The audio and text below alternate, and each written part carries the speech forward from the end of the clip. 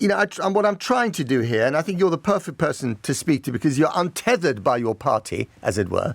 You're free to speak your mind. I'm trying Never to kind stop of. me anytime. That's true. That is true. But even more so now than before. What I'm trying to do is kind of create, have a holistic picture of the issue of people coming to this island, whether by boat, whether by plane, whether with a visa, whether without a visa, as asylum seekers and so on. How would you sort this out? Where do you see clarity in this sort of Byzantine forest of complication?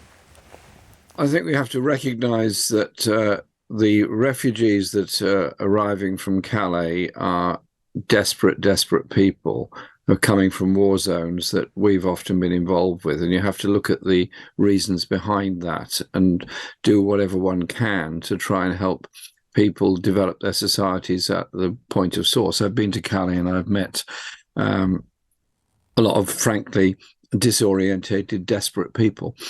Then the wider issue of much larger numbers of migration into this country is an important debate.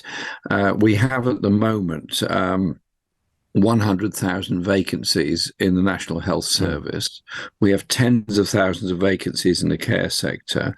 We have crops rotting in the fields because nobody's available to pick them. And we have record numbers of job vacancies around the country. And we have an aging UK-born population in general. And if there isn't migration into this country, then the NHS wouldn't work without migrants, and it would absolutely stop if there weren't others coming in. So I think we have to recognise that the economic needs are enormous and look at it in that way.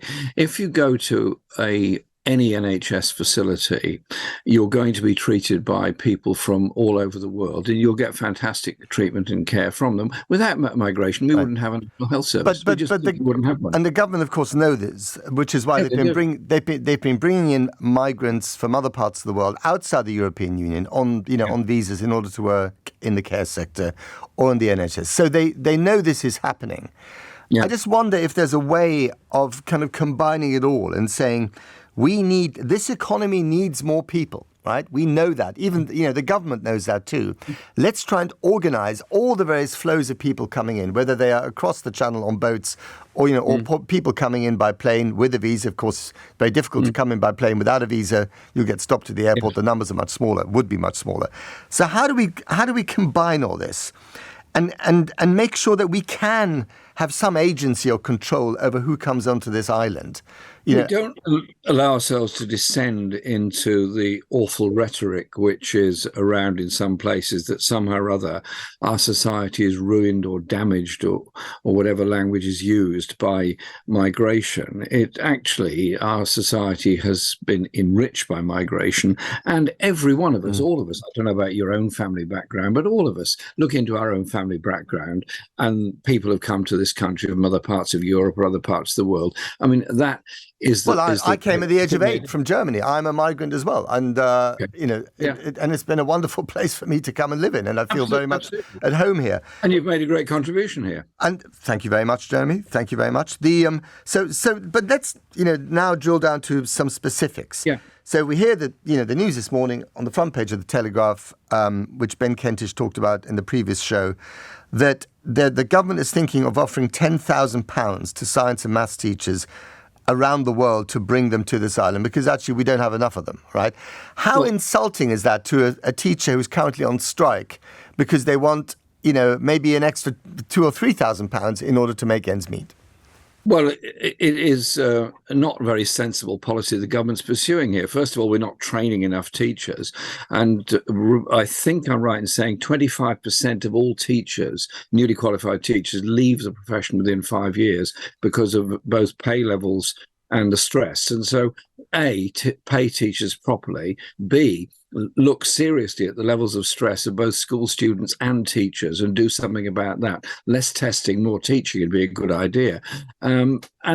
Yes, if we want to bring in teachers from elsewhere, then obviously that's fine. But let's not rely on somebody else's training to bring in our maths teachers when we should be training them here. But isn't that the conundrum? And the issue with teachers illustrates it perfectly. Ideally, we train people up in this country to do jobs that are needed in this country. It would be great to do that. And that's what, the Labour Party has said for years, and that's what the Tory Party has promised for years.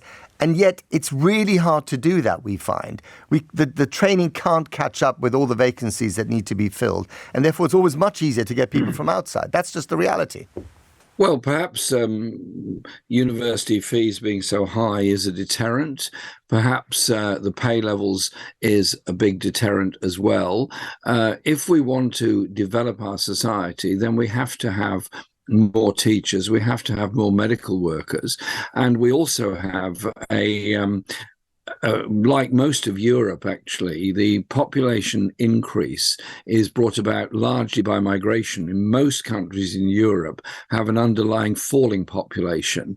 And it's a very interesting issue that European population as a whole is falling. Inevitably, for the economies of all of Europe to survive, there's going to be more and more migration into Europe, whatever rhetoric far-right politicians tend to throw around. They know full well that if they don't have that migration, they won't have a transport system, they won't have an education system, they won't have a health service. You heard Jeremy Corbyn there.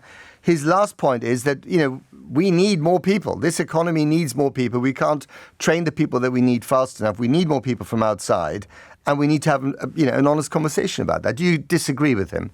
Yes, absolutely, because we've got 5.2 million of our own people on out-of-work benefits. And yet we've got a record high population of, give or take, 70 million people. It's about 7 or 8 million more than 15 years ago. And yet people feel worse off.